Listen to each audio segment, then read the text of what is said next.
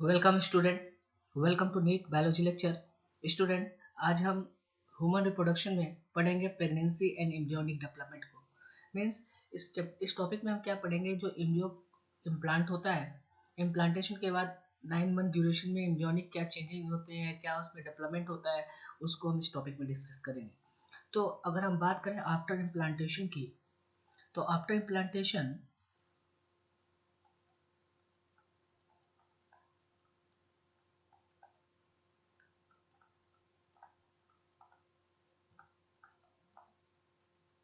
After implantation होता है क्या, एक फिंगर लाइक प्रोजेक्शन फॉर्म होता है। क्या होता है? फिंगर लाइक प्रोजेक्शन, ठीक है, जिसको हम क्या बोलते हैं, क्रोनिक विलाई। क्या बोलते हैं? Chronic villi. ठीक है, ये कहाँ अपीयर होता है? Appear on trophoblast. कहाँ होता है? Trophoblast.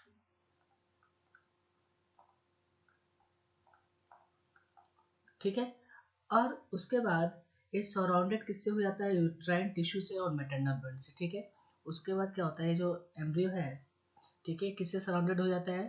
They are surrounded by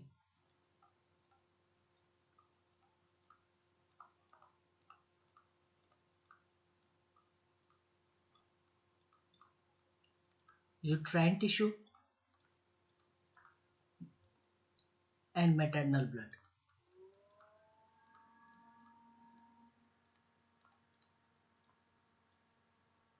अब ये जो क्रोनिक विलाई है और ये मैटरनल टिश्यू है, यानी यूट्राइन जो टिश्यू है, ये क्या होते हैं, कंबाइंड होकर क्या फॉर्म करते हैं? प्लेसेंटा। ठीक है, तो जो आपका क्रोनिक विलाई है, जो ट्रोपोप्लास्ट पे अपेयर हुआ है, यानी chronic villi plus uterine tissue, ये दोनों कंबाइंड होते हैं और एग्रीगेट होकर क्या फॉर्म करते हैं? प्लेसेंटा का फॉर्मेशन करते हैं। क्या करते हैं? प्लेसेंटा क्या करते हैं? फॉर्म करते हैं। और प्लेसेंटा क्या होता है? स्ट्रक्चर एंड फंक्शनल यूनिट होता है between embryo and maternal body. ठीक है, तो प्लेसेंटा को हम क्या बोलते हैं? इसको हम बोलते हैं structural and functional unit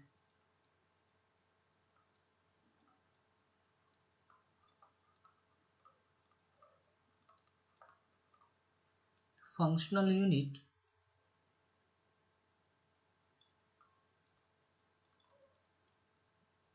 between embryo, या इसको दूसरे टर्म में आप बोल सकते हो foetus and maternal body.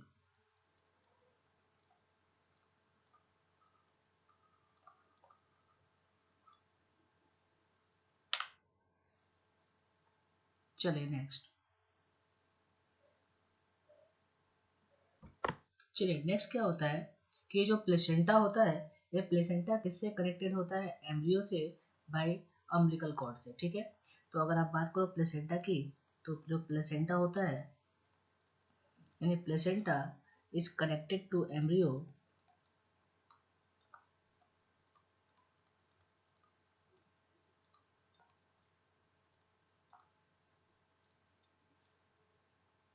Bye an umbilical cord.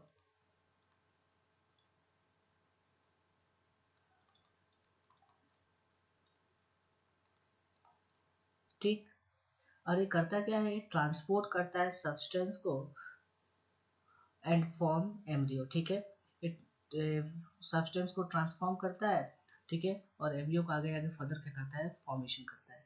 ठीक है ना, एम्ब्रियो को डेवलप करता है। ठीक है, तो ये करता क्या है? It transport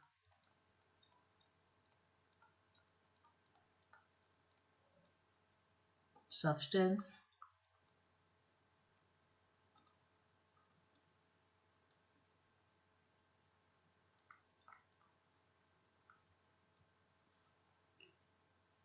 to and form the embryo.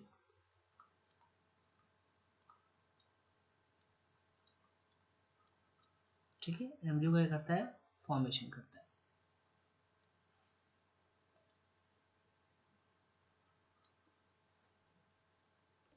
Next और डायग्रामेटिक भी रिप्रेजेंटेशन देख लेते हैं। देखिए जैसे एम्ब्रियो है, इम्प्लांटेशन हुआ, इम्प्लांटेशन के बाद देखो ये क्या है आपका क्रोनिक विलाई, ठीक है, ये क्या है आपके क्रोनिक विलाई है। और फिर उसके अराउंड क्या है यूट्राइन टिश्यू एरिया और मैटरनल ब्लड क्या है एग्रीगेट हुआ, और इसके आगे आगे जगह क्या होता है प्लेसेंटा फॉर्म होता है। क्या फॉर्म होता है, प्लेसेंटा क्या करते हैं फॉर्मेशन करते हैं, ठीक है। नेक्स्ट डायग्राम, ये आपका प्लेसेंटा है, ठीक है। अगर आप बात करें, ठीक है,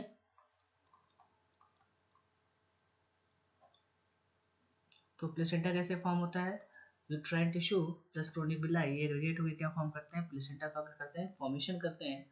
और प्लेसेंटा एम्ब्रियो से कनेक्टेड किसके थ्रू होता है, अम्बिलिकल कॉर्ड के थ्रू। किसके थ्रू होता है, अम्बिलिकल कॉर्ड के थ्रू, ठीक है। जिसमें आपने देखा अम्बिलिकल वेन्स एंड आर्टरी वगैरह सारे क्या है प्रेजेंट है, ठीक है। जो करते क्या है ट्रांसपोर्ट वगैरह का काम करते हैं, और साथ साथ एम्ब्रियो को क्या करते हैं डेवलप करने का काम करते हैं। नेक्स्ट इसके बाद हम पढ़ेंगे फंक्शन ऑफ प्लेसेंटा, प्लेसेंटा का क्या फंक्शन है, ठीक है।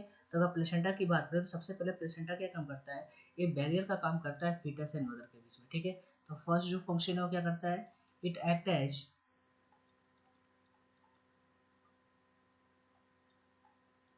Barrier between fetus and mother,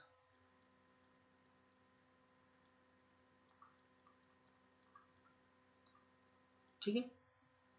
दूसरा क्या काम करता है, नेक्स्ट इसका फंक्शन है ये ऑक्सीजन को एंड न्यूट्रिएंट्स को सप्लाई करता है, ठीक है, फ्रॉम मदर टू फीटस। दूसरा क्या काम करता है, सप्लाई ऑक्सीजन एंड न्यूट्रिएंट्स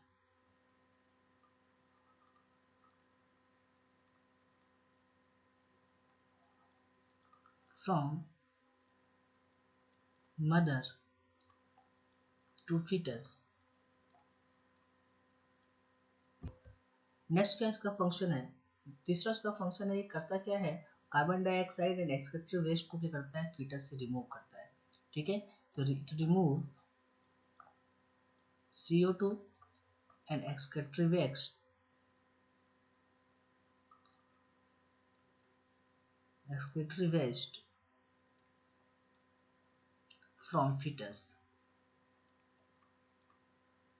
यानी फीटस से क्या करता है इसको रिमूव करता है। नेक्स्ट एक ऐसा काम करता है, ये करता है एंडोक्राइन ग्लैंड के जैसे काम। प्लेसेंटा कैसा काम करता है, act as endocrine gland,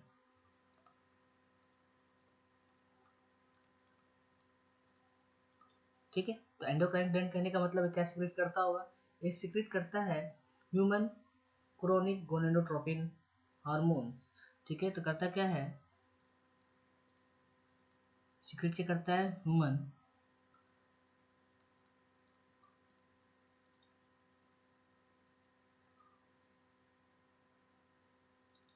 chorionic gonadotropin,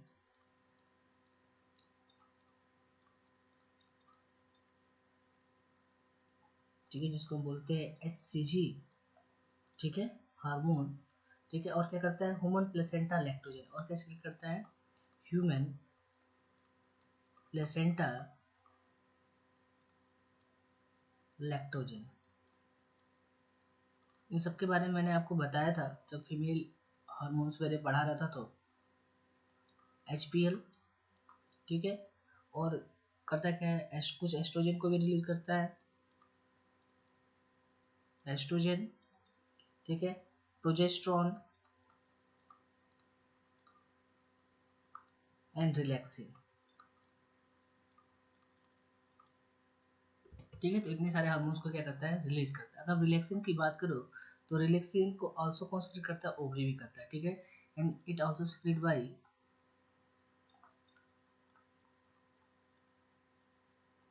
ovary, ठीक है। आपको उसको भी याद रखना है। इसके बाद अगर बात करें तो होता क्या है, जर्म लेयर्स क्या होते हैं एराइज होते हैं, जिससे सारे टिश्यू या आप बोल सकते हो ऑर्गन से, ठीक है। नेक्स्ट क्या होता है, जर्म लेयर्स क्या होते हैं एराइज होते हैं फ्रॉम ऑल टिश्यू या आप बात करो ऑर्गन से। ठीक है। नेक्स्ट अगर हम बात करें जो स्टेम सेल होते हैं, ठीक है, जो इनर मास आप बात करो या अंदर के जो सेल हैं, ठीक है, जो स्टेम सेल होते हैं इन इनर मास, इनके पास पोटेंसी होती है एराइज करने की ऑल टिश्यू एंड ऑर्गन को। ठीक है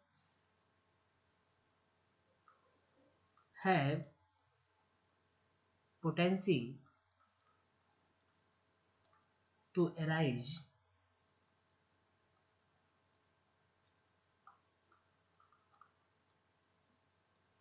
all the tissue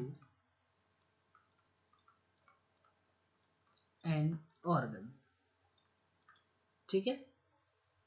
नेक्स्ट अगर हम बात करें ह्यूमन में प्रेगनेंसी या गेस्टेशन पीरियड की, ठीक है, तो लास्ट 9 मंथ के लिए होता है। ठीक है। तो अगर ह्यूमन में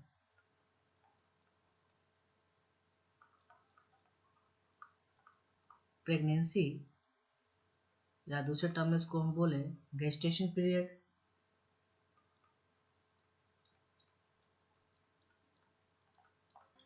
कब तक होता है? 9 मंथ तक होता है। ठीक है। अगर हम ह्यूमन बींग्स में ऐसा होता है, अगर हम बात करें कैट में, तो कैट में कितना होता है? 2 मंथ का। ठीक है। अगर आप बात करो फॉर कैट, तो कैट में कितना होगा? 2 मंथ के लिए। नेक्स्ट अगर बात करो डॉग में, तो डॉग में कितना होता है गेस्टेशन पीरियड? 2 मंथ का। ठीक है। अगर एलिफेंट में आप बात करो, तो इसमें होता है 21 मंथ का। ठीक है। तो अलग अलग गेस्टेशन पीरियड है अलग अलग एनिमल्स में। मेनली हमें ह्यूमन के बारे में याद रखना है, बट कभी कभार आपके एग्जाम में बाकी का भी पूछ देता है, कैट का, डॉग का, एलिफेंट का, तो इसको भी आप याद रखेंगे। नेक्स्ट इसके बाद हम पढ़ेंगे कि जो एम्ब्रियो की प्रेगनेंसी की ड्यूरेशन में एम्ब्रियो में क्या क्या चेंजेस होते हैं। मीन्स फर्स्ट मंथ से लेके अगर आप बात करो लास्ट मंथ तक हमें क्या चेंजेस देखने को मिलते हैं, तो उसको हम इस टॉपिक में पढ़ेंगे, changes in embryo during pregnancy, यानी प्रेगनेंसी की ड्यूरेशन में एम्ब्रियो में कैसे चेंजेस होते हैं, इसके बारे में हमें पढ़ना है। फिर हम थोड़ा डायग्रामेटिक भी रिप्रेजेंटेशन इसके बारे में देखेंगे। तो अगर हम बात करें कि एम्ब्रियो की चेंजेस की प्रेगनेंसी में, तो आफ्टर 1 मंथ क्या होता है? हर्ट फॉर्म होता है। आफ्टर 1 मंथ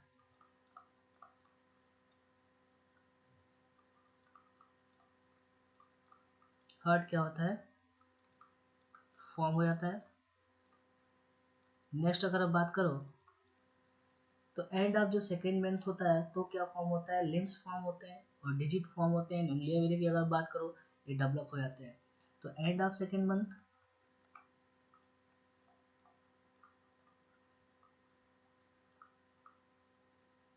तो यहाँ पे क्या होता है? लिम्स वगैरह फॉर्म हो जाते हैं, स्टार्ट हो जाते हैं, and digit are develop.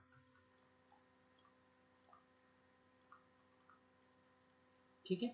Next अगर हम बात करें एंड ऑफ 12 वीक या फर्स्ट ट्राइमेस्टर में हमें क्या चेंजेस देखने को मिलते हैं एम्ब्रियो में, तो अगर आप बात करो एंड ऑफ 12 वीक्स, ठीक है, या आप बात करो फर्स्ट ट्राइमेस्टर,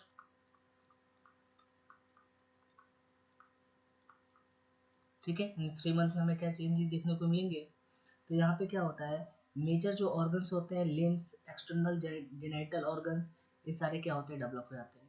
ठीक है। तो जो मेजर होते हैं, मेजर ऑर्गन्स मतलब लिम्स।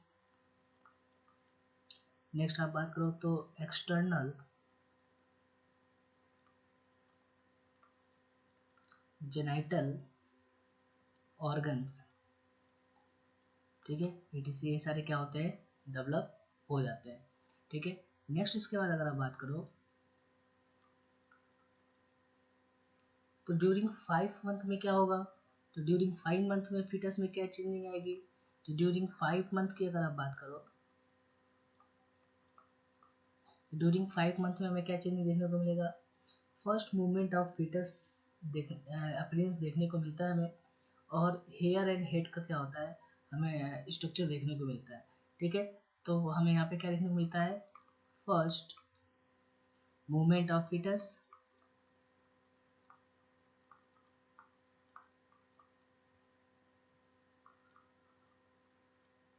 ठीक है। और दूसरा क्या होता है,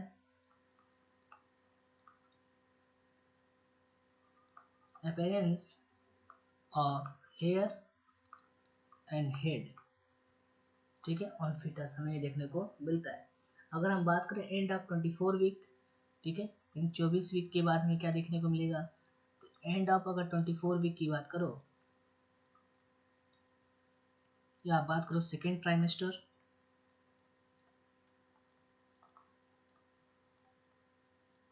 तो हमें क्या देखने को मिलेगा, तो सेकेंड ट्राइमेस्टर में हमें देखने को मिलता है बॉडी किससे कवर्ड हो जाती है, फाइन हेयर से,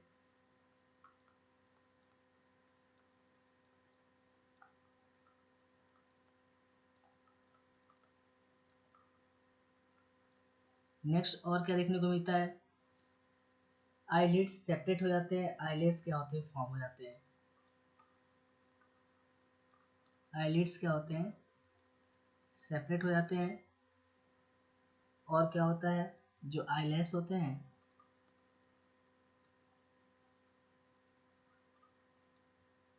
फॉर्म हो जाते हैं, ठीक है। अगर हम बात करें एंड ऑफ 9 मंथ की, तो 9 मंथ के एंड पे क्या होगा,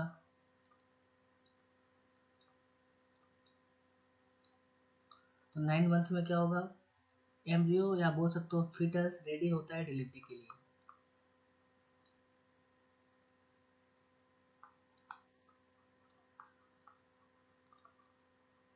डिलीवरी के लिए क्या होता है, रेडी हो जाता है, ठीक है। तो ये सारे 1 से लेकर 9 मंथ तक क्या होते हैं, फीटस में क्या क्या चेंजिंग होती है प्रेगनेंसी ड्यूरेशन में, तो ये सारे आपके एग्जाम में क्वेश्चन आते हैं कि फर्स्ट अगर आप बात करो मंथ में क्या चेंज होगा, यानी हार्ट कब डेवलप होगा, लिम्स एंड डिजिट कब फॉर्म होंगे, ठीक है, major organs limbs and external genital organ कब फॉर्म होंगे, फर्स्ट फीटस का मूवमेंट हमें कब देखने को मिलता है, हेड बात करो या हेयर्स का हमें एराइजेशन कब देखने को मिलता है फीटस पे, ठीक है।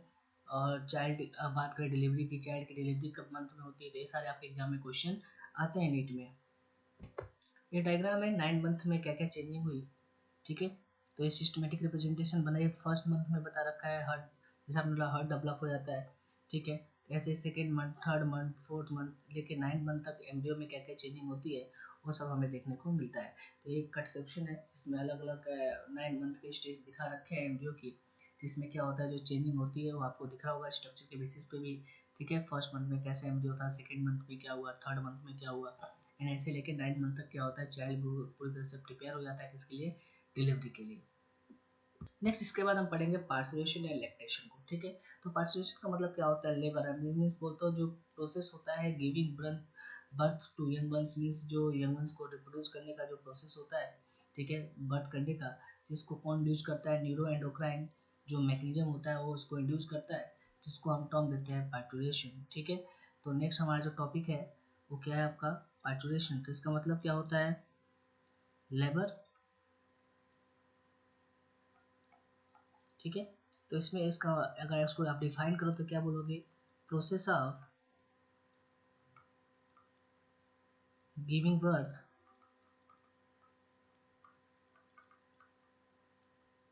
टू यंग वंस,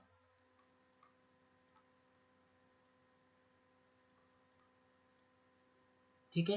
इसको इंड्यूस कौन करता है, इट इंड्यूस बाय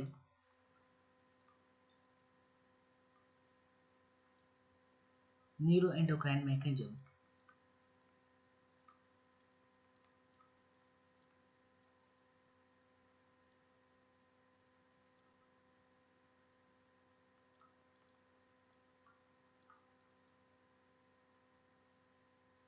पहले क्या होता है, सिग्नल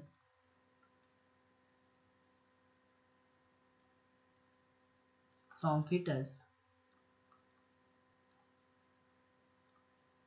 एंड प्लेसेंटा, ठीक है, जो सिग्नल रिलीज होता है फीटस एंड प्लेसेंटा से, ये क्या इंड्यूस करता है, induce uterine contraction,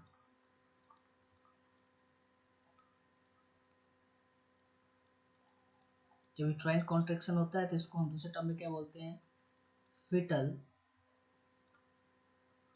ejection reflex.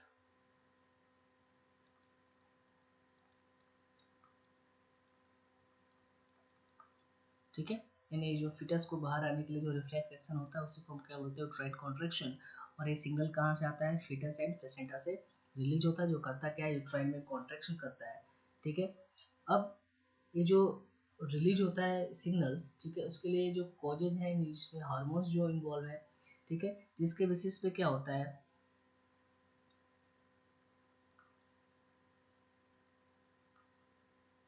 This cause release, क्या रिलीज होता है, release of oxytocin.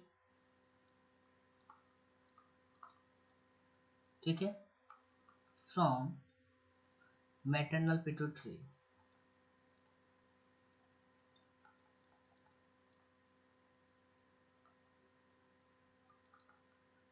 Maternal pituitary से क्या रिलीज होता है, मदर बॉडी से क्या रिलीज होता है, ऑक्सीटोसिन क्या होता है, रिलीज होता है। अब ये ऑक्सीटोसिन क्या काम करता है, ऑक्सीटोसिन क्या करता है, और स्ट्रॉन्गर यूट्राइन मसल कॉन्ट्रैक्शन में क्या करता है, हेल्प करता है। ठीक है, तो ये ऑक्सीटोसिन क्या करेगा, ऑक्सीटोसिन करता है कॉज स्ट्रॉन्ग यूट्राइन कॉन्ट्रैक्शन। जब ज़्यादा यूट्राइन कॉन्ट्रैक्शन होगा, ठीक है, जिसके बेसिस पे क्या होता है, जिसके बेसिस पे क्या होता है कि स्टिमुलेट होता है फर्दर सिक्रेशन ऑफ ऑक्सीटोसिन। ये ऑक्सीटोसिन का सिक्रेशन बढ़ता जाता है और वो करता क्या है, यूट्राइन कॉन्ट्रैक्शन को क्या करता है, वो बढ़ाता जाता है, जिसके बेसिस पे लास्ट में क्या होता है कि ये जब कंटिन्यू ये प्रोसेस चलता रहता है, ऑक्सीटोसिन का सिक्रेशन बढ़ता रहता है और वो क्या करता है, यूट्राइन कॉन्ट्रैक्शन को बढ़ाता रहता है। तो लास्ट में क्या होता है, बेबी क्या होता है, यूट्रस के थ्रू बर्थ कैनाल से क्या होता है, डिलीवर हो जाता है, या उसका क्या होता है, बर्थ हो जाता है। ठीक है, तो मीन्स क्या होता है कि बार बार इसका ऑक्सीटोसिन का क्या होता है, सिक्रेशन बढ़ेगा, तो क्या होगा, स्ट्रॉन्ग यूट्राइन कंट्रैक्शन करेगा, फर्दर क्या होता है, इसका सिक्रेशन क्या होता है, बढ़ता रहता है। और लास्ट में क्या होता है कि अगर कंटिन्यू क्या होता है, एक्सपांसन होता रहता है बेबी का, कहाँ से, यूट्रस के थ्रू बर्थ कैनाल की तरफ, एंड लास्ट में क्या होता है, बेबी का क्या होता है, बर्थ हो जाता है, आप बोल सकते हो बेबी का क्या होता है, डिलीवरी हो जाता है। ठीक है, तो लास्ट में क्या होगा यहाँ पे, baby out of uterus through the birth canal.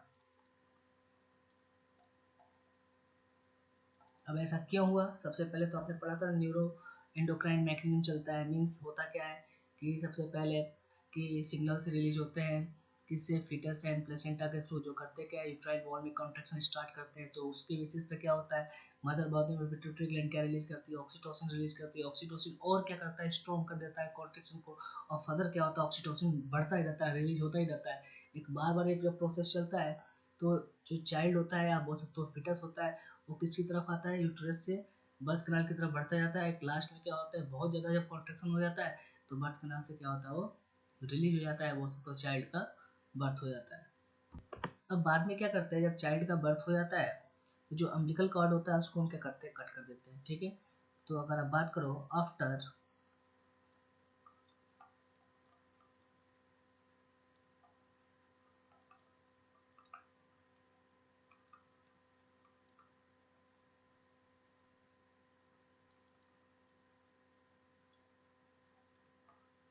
Umbilical cord को हम क्या करते हैं, कट कर देते हैं, कट ऑफ। ठीक है, प्लेसेंटा और जो रिमेन पार्ट होते हैं अम्बिलिकल कॉर्ड का, वो expel from mother body after parturition. ठीक है, मीन्स जो बाकी जो बच्चे पार्ट है प्लेसेंटा के और जो रिमेनिंग अम्बिलिकल कॉर्ड का पार्ट है मदर बॉडी के अंदर, उसको हम क्या करते हैं, बाहर निकाल लेते हैं। ठीक है, तो नेक्स्ट क्या प्रोसेस हुआ, जो placenta and remained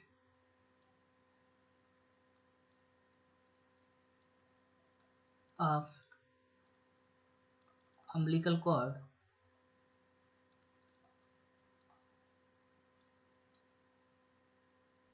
or expel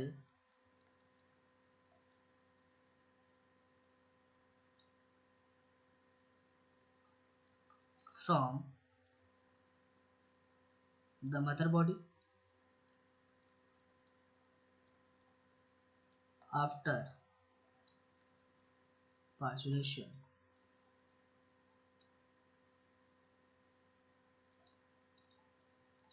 ठीक है, इसी को हम क्या बोलते हैं, ठीक है, it is called after birth. ठीक है, इसको हम दूसरे टर्म में क्या बोलते हैं, कॉल्ड एज आफ्टर बर्थ।